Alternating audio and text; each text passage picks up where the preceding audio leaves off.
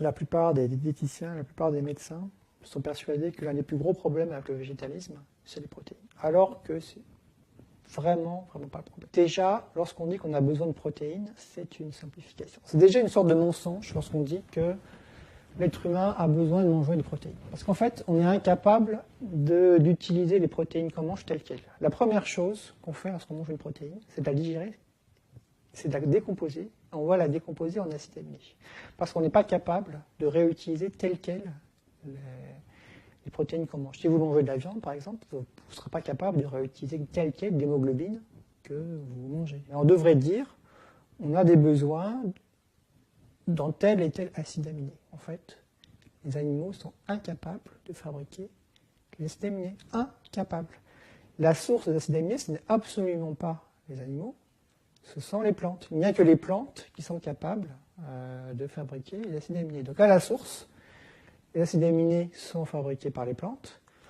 Les plantes fabriquent des protéines avec ces acides aminés. Ensuite, ces protéines, donc végétales, sont soit mangées directement, soit mangées par des animaux.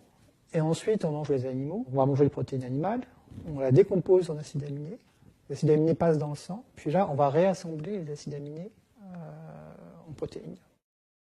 La plupart des médecins pensent qu'il n'y a pas de protéines dans les végétaux. Alors ça vient de l'enseignement en diététique en France. C'est-à-dire que lorsqu'on parle des protéines, on parle du poulet, on parle de la viande, du poisson, du produit laitier, des œufs. Éventuellement, on va parler des légumineuses.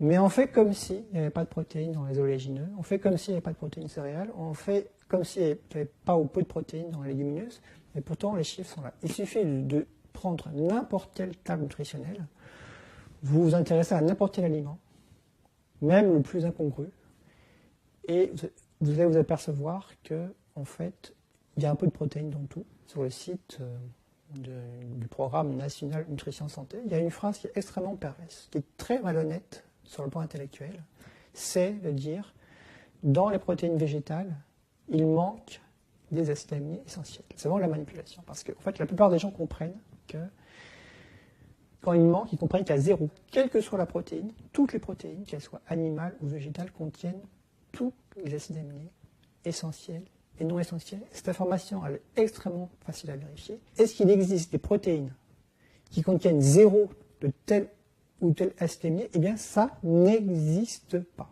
Alors du coup, à court d'arguments, on nous dit « Ah oui, mais il n'y a pas beaucoup de lisier ». C'est vrai qu'en général, la proportion des différents acides aminés essentiels dans les protéines animales, c'est proche de la proportion des acides aminés essentiels qu'il y a dans notre propre corps. D'où cette idée qu'elles sont de meilleure qualité. Je vais vous citer des protéines végétales qui sont parfaites, même en utilisant ce critère. Par exemple, le soja.